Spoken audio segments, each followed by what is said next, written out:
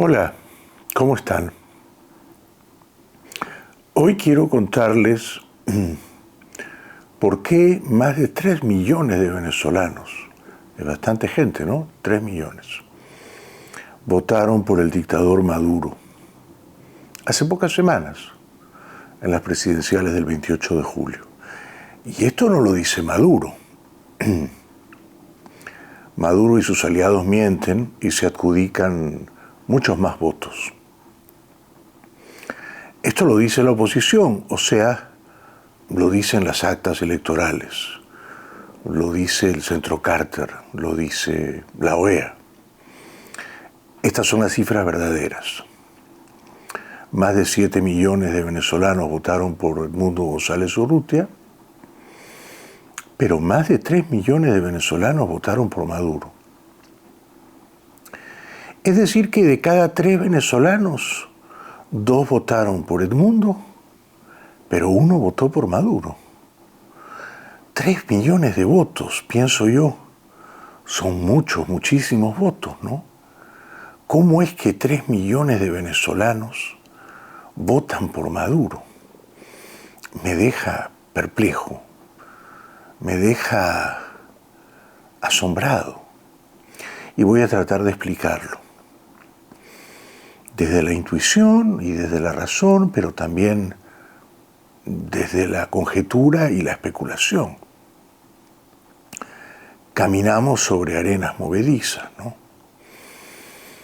Lo primero que quisiera decir es que, en realidad, 7 millones y poco más han votado por don Edmundo, pero a esa cifra hay que sumarle, en números redondos, los 8 millones de venezolanos que no pudieron votar porque viven en el exilio. De haber podido votar, seguramente casi todos lo habrían hecho por don Edmundo, con lo cual él no hubiera obtenido 7 millones y poco más de votos, sino el doble, 14 millones de votos, ¿no? Esta habría sido la cifra legítima de González Urrutia, de no haber ocurrido la grosera injusticia de privar del voto a los venezolanos en el exilio. Pero ese no es el punto que anima mi reflexión de hoy. El punto es, ¿por qué 3 millones de venezolanos que viven en ese país fueron a votar el domingo 28 de julio y eligieron a Maduro? ¿Por qué? ¿Será que esos 3 millones creen en Maduro? ¿Confían en Maduro?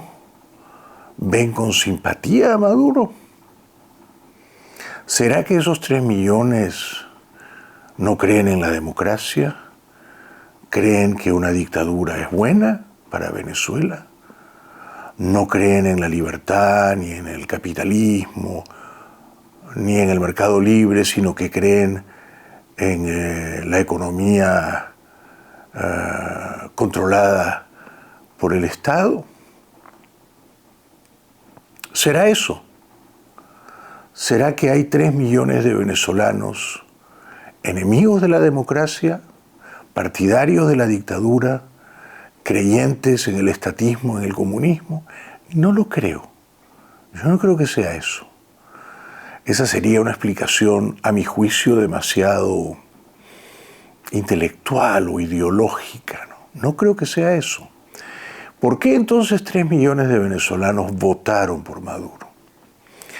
A ver, yo sospecho que una parte votó por miedo. Miedo a que, si no votaban por Maduro, habría represalias contra ellos. Miedo, por ejemplo, de los empleados públicos, ¿no? Son más de 5 millones en Venezuela. Algunos, presumo, es de suponer, no es una hipótesis descabellada, habrán pensado a la hora de votar: me están observando, me están vigilando, me están grabando, y si yo no voto por Maduro, que es mi jefe, que es mi empleador, que es quien me paga, me van a despedir. Yo creo más en esa primera teoría. No pocos de los 3 millones votaron por Maduro bajo el imperio del miedo, bajo el imperio del terror,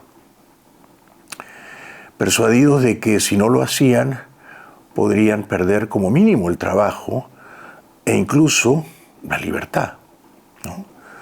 Venezuela es un país donde la libertad y la vida no valen nada. Es un país donde la dictadura te secuestra, te apresa, te tortura, te encarcela si le da la gana simplemente, ¿no?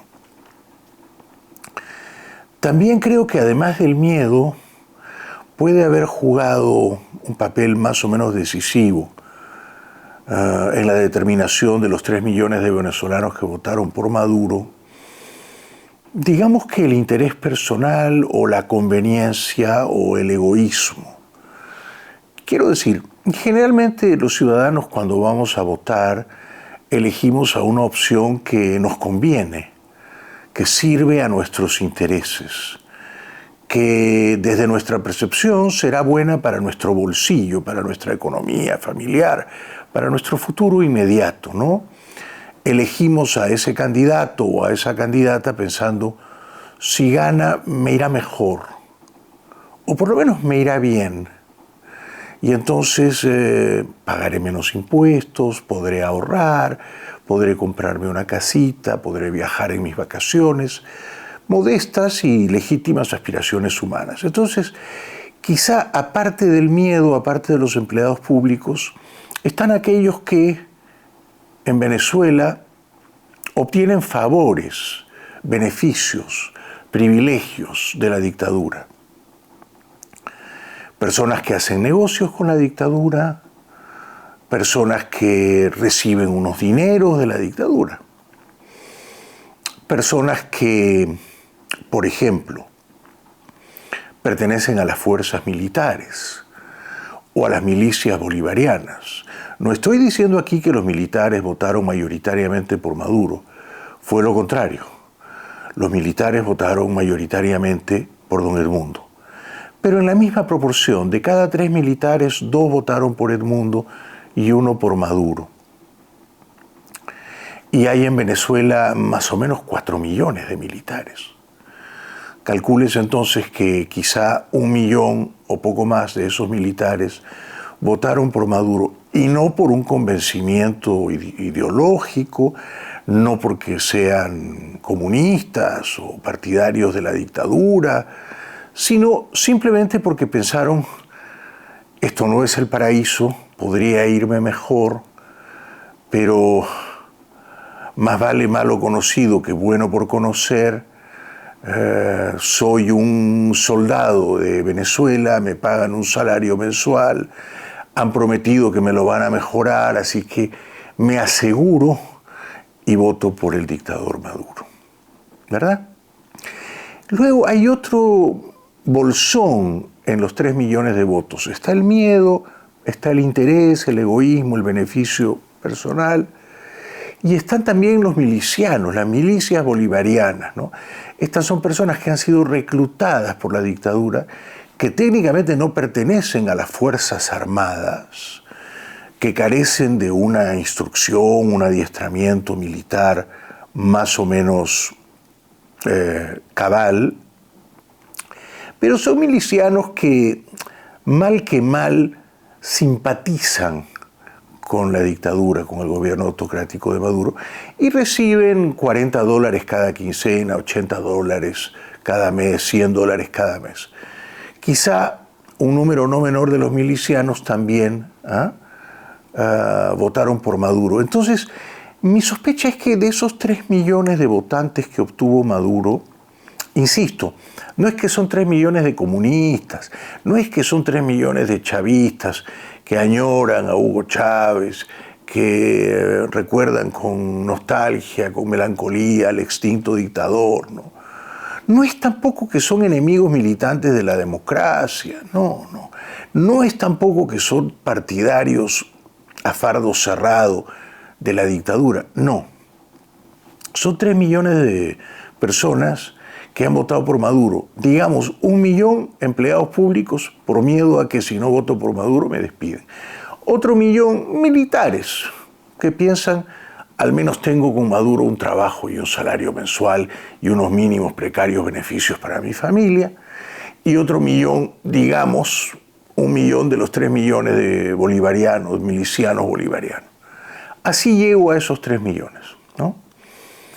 Pero insisto, hago la salvedad de que no es creíble para mí el argumento de que en Venezuela hay 3 millones de chavistas, maduristas, comunistas. No, no es un voto ideológico. Es un voto de miedo, es un voto de egoísmo de muy corta mira, de beneficio personal inmediato, y es un voto también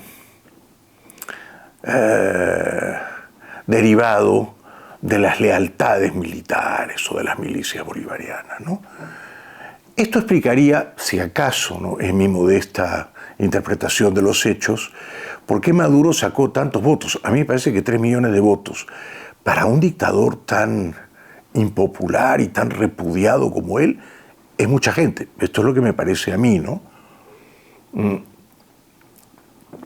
Pero hay que entender que el Estado venezolano lo copa absolutamente todo,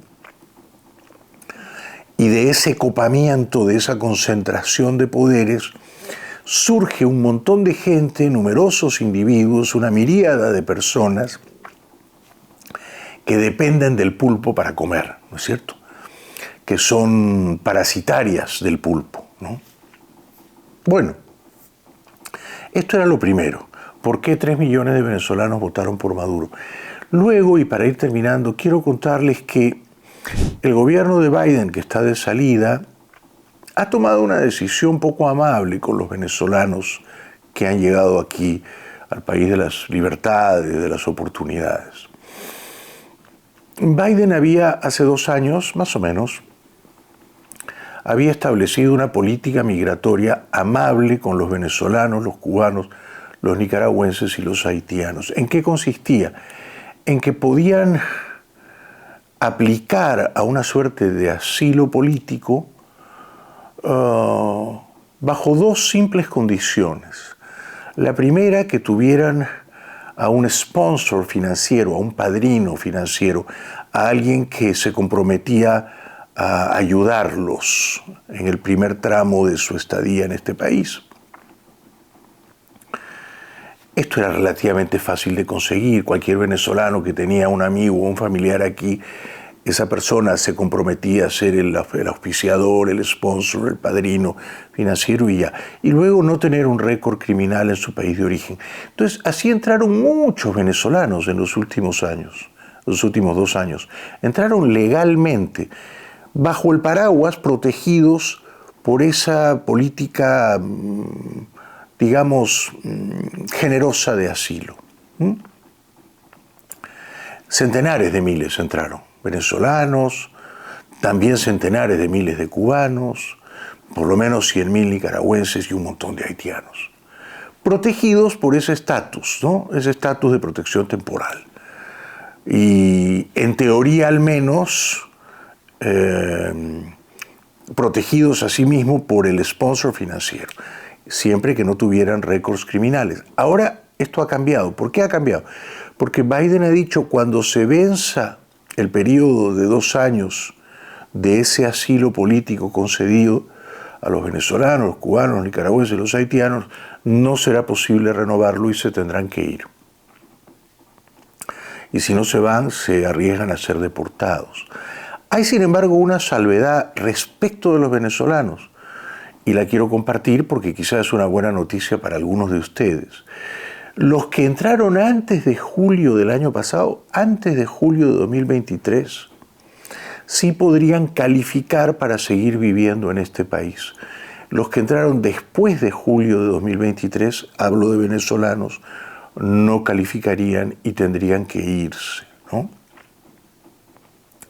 De manera que ha sido una decisión poco amigable de Biden con los venezolanos que han entrado en los últimos 2 años. Ha decidido privilegiar a los que entraron el primer año, entre el 2022 y el 2023, julio, pero castigar a los que han entrado el segundo año. después de julio de 2023. Esto podría, por supuesto, empeorar grandemente si Trump gana las elecciones de noviembre, se juramenta en enero y cumple su promesa, en mi opinión errónea, de deportar a millones de individuos que no están en este país con ajuste a la ley, con arreglo a la ley, lo que se llama con cierta ligereza los ilegales, ¿no? Unas personas que, llamadas más apropiadamente, no es que sean ilegales o no es que necesariamente cometan hechos ilegales, sino que son indocumentadas, o sea, no tienen los papeles en regla, un permiso para trabajar, un permiso de residencia provisional, pero eso siempre se puede conseguir asegurándose uno de que las personas que están aquí se porten bien, ¿no? Mientras se porten bien, trabajen honradamente y no quebranten la ley. ¿Por qué deportarlas, digo yo, ¿no? Pero vamos a ver si Trump gana en noviembre. Para terminar, les diré que las últimas encuestas revelan un crecimiento significativo de Trump acercándose a Kamala.